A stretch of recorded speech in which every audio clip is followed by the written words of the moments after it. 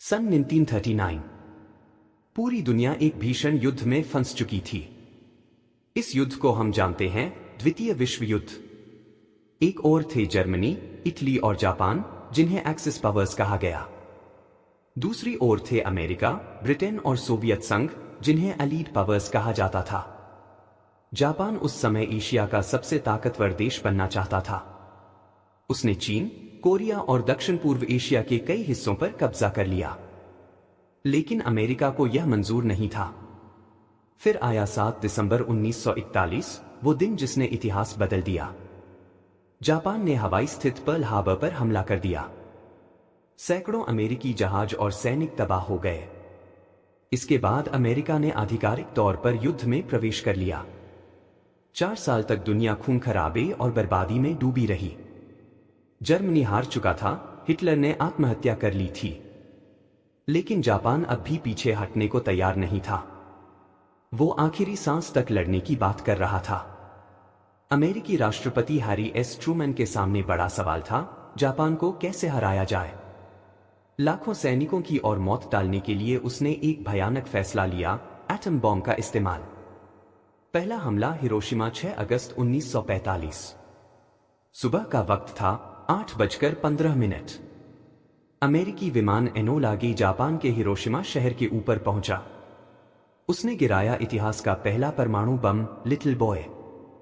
जैसे ही बम गिरा, एक पल के भीतर तेज रोशनी और आग का गोला पूरे शहर को निगल गया। हवा का तापमान 4000 डिग्री सेल्सियस से भी ऊपर पहुंच गया। लोग सड़कों पर चलते हुए पिघल गए, इमारतें राख हो गईं और जिंदगी का हर निशान मिट गया। करीब 80,000 लोग तुरंत मारे गए। हजारों घायल हुए और आने वाले हफ्तों में मरने वालों की संख्या 1,40,000 तक पहुंच गई। बचे हुए लोगों के शरीर झुलस गए थे और उनकी चीखें आसमान को चीर रही थी। दूसरा हमला नागासाकी, 9 अगस्त 1945। लेकिन अमेरिकी सेना यही नहीं रुकी। नागासाकी के ऊपर पहुंचा। इस बार बम का नाम था फैटमैन। यह बम हिरोशिमा से भी ज्यादा शक्तिशाली था। करीब 40,000 लोग तुरंत मारे गए और आने वाले महीनों में यह संख्या बढ़कर 70,000 से ज्यादा हो गई। शहर की इमारतें बिखर गईं, लोग जलकर राख हो गए और रेडिएशन ने आने वाली पीढ़ियों को बीमारियों से भर दिया। इसके बाद क्या हुआ? इन 2 हमलों ने जापान की कमर तोड़ दी। सिर्फ 6 दिन बाद 15 अगस्त 1945 को जापान ने बिना शर्त आत्मसमर्पण कर दिया और इस तरह द्वितीय विश्व युद्ध खत्म हुआ। लेकिन युद्ध तो खत्म हो गया, इंसानियत के जख्म हमेशा के लिए रह गए। हिरोशिमा और नागासाकी में बचे लोग, जिन्हें हिबाकुशा कहा जाता है, जीवन भर रेडिएशन से जुड़ी बीमारियों, कैंसर और मानसिक आघात से जूझते रहे। कई बच्चों का जन्म विकलांगता और गंभीर बीमारियों के साथ हुआ। दुनिया के लिए सबक। हिरोशिमा और नागासाकी ने पूरी दुनिया को यह दिखा दिया कि परमाणु हथियार इंसानियत के लिए सबसे बड़ा खतरा है। युद्ध भले ही खत्म हो गया, लेकिन कोल्ड वॉर की शुरुआत हो गई। अमेरिका और सोवियत संघ में हथियारों की दौड़ शुरू हो गई।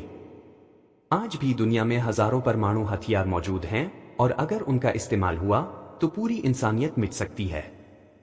निष्कर्ष, शांति का संदेश।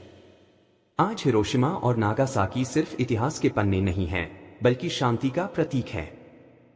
हर साल वहां लाखों लोग जाते हैं, मोमबत्तियां जलाते हैं और यह संदेश देते हैं कि युद्ध में कोई नहीं जीतता।